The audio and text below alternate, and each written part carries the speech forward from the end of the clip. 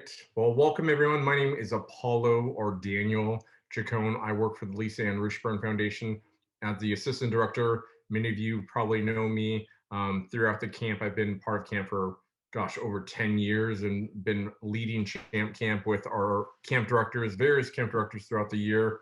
It is a big sigh of relief that I am able to finally introduce our camp director. He was actually our camp director last year, but some of you may have not had a chance to meet him as last year was his first year and we had to go virtual. But Chris Bridger, also known to many of our campers as Rocks, is our 2021 camp director. And he's here with me today to answer all of your questions and to go over a short presentation with you all about how we are rolling out Champ Camp both virtually and in person. So before we get into it, I'm going to turn it over to Chris. And he's going to kind of go over some of the highlights regarding COVID and talk about how camp is going to be different for this year. All right, thank you, Daniel. So hello, everybody. Nice to meet and see many of you. Know all of your campers, so it's great to see you on the call. So just a couple of things that we wanted to kind of go over was obviously what this year is going to look like. So to give a little brief kind of background, you know, when we first started looking at what this year was going to look like and if we had the possibility of hosting camp in person again, as always, the number one priority for us was the safety of your campers, number one priority. So we reached out to our local county health department here, and basically everything that we'll go over was guidance from either the CDC or ultimately our Fresno County Department of Health, which is basically following CDC and state health department guidelines. So the big thing kind of starting into preparation and before camp, everything we're going to go over is on our communicable disease plan, which is accessible through the Burn Foundation's website. So we encourage all of you to take a look at that, and you can access it through the foundation's website. So if there are further questions after tonight, please reach out to us so we can make sure that we answer anything that might come up after tonight as well. So the first thing that we're going to ask for all of you coming into camp, we understand that at this point, it's 16 years and over are the only ones that are eligible for vaccinations.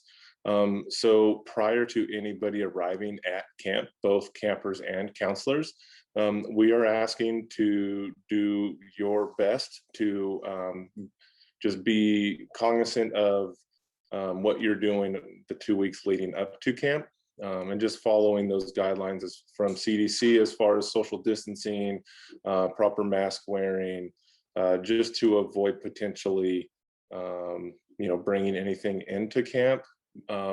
Prior to us arriving at camp, all campers and counselors, we are requiring a negative COVID test 3 days prior to camp. And then before anybody gets on either however we are going to be transporting them, or if they are arriving, once they arrive at camp, we're going to be doing a second COVID test, and that's going to be the rapid test. And county health is going to allow us they're going to provide us all the tests that we need.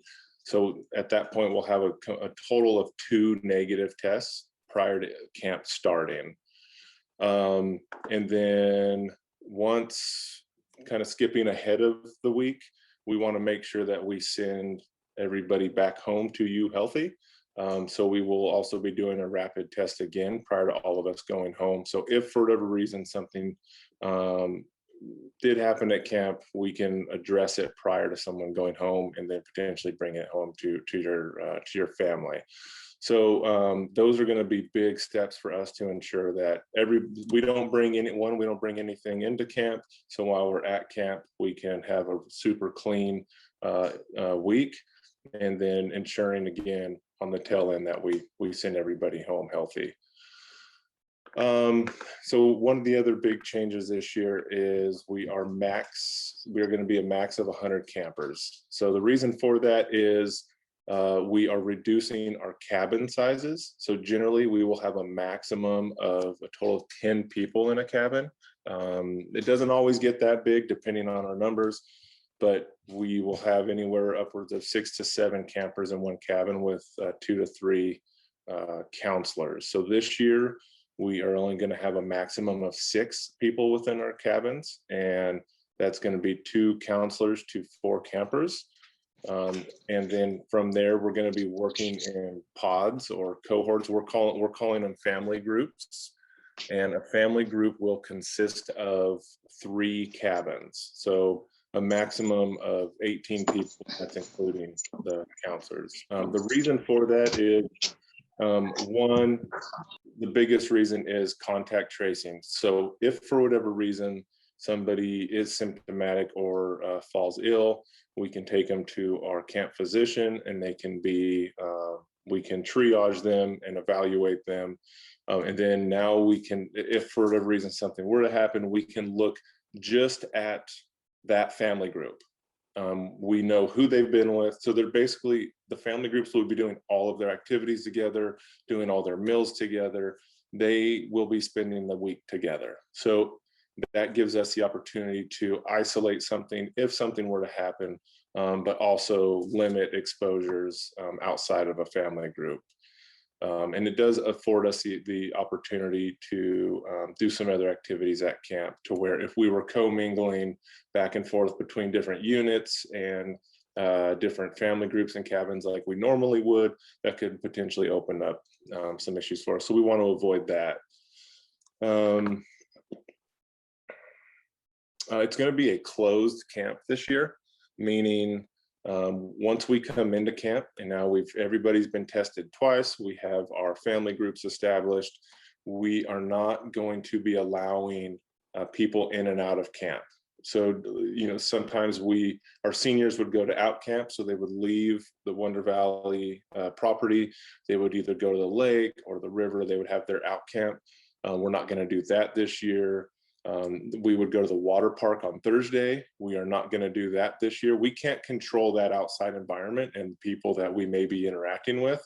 So to ensure that once we're all there and tested, and we are clean and negative test, that we are just staying within ourselves. So we are going to be a self-contained camp this year. Let's see, family group. So masks, we will be wearing masks. The foundation will be issuing masks to all of our campers and counselors and volunteers that'll be there. And we are going to be issuing masks for every day. So we know that every single day, all campers and counselors are getting a fresh, clean mask. And we're going to have the masks colored. So just throwing out, so if we say Monday, hey, everybody needs to be wearing their blue mask on Monday, Tuesday is going to be a red mask, purple mask on Wednesday, whatever the colors are going to be, just so we know that everybody's wearing the proper mask and it's a clean mask each day.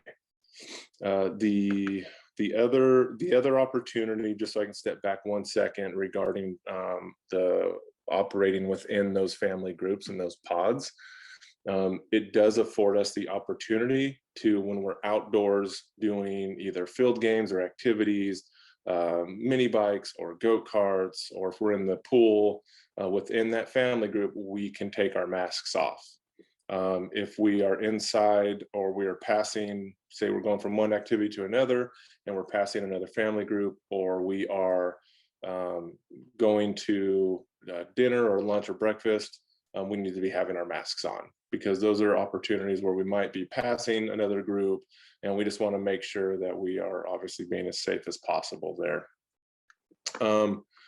So vaccinations, obviously, like I spoke a minute ago, we understand that most, if not all of our campers won't even have the option to get vaccinated. But regarding our volunteers and our counselors, it is not, we are not requiring our campers or our counselors to be vaccinated. However, depending on how many campers we have, if we have to limit what counselors are coming to camp this year, we will be taking priority to those who are vaccinated.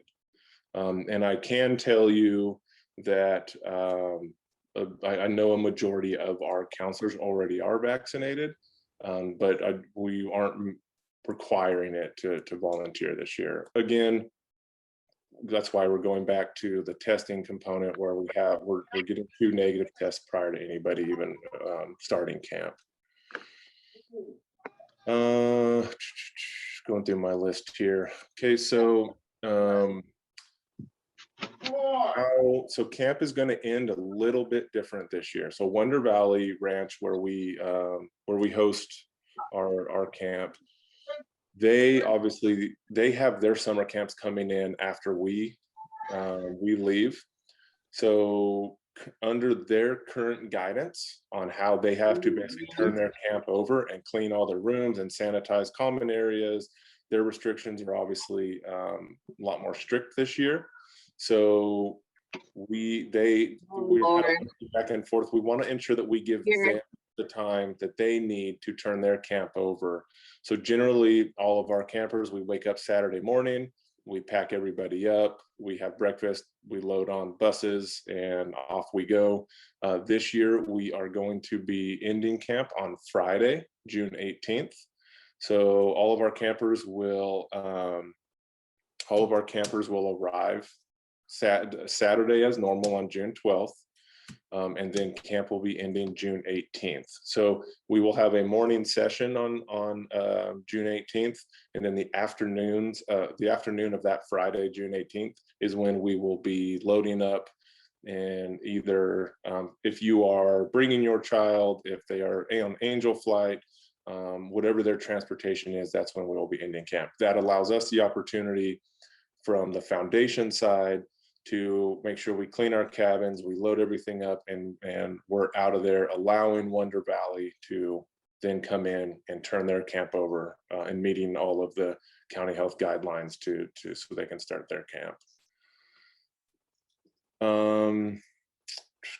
I know I'm throwing a lot at you. I apologize. We will definitely open up for some questions here in a minute. We want to make sure that all of you are completely comfortable with what we're doing and obviously understand what the process is this year.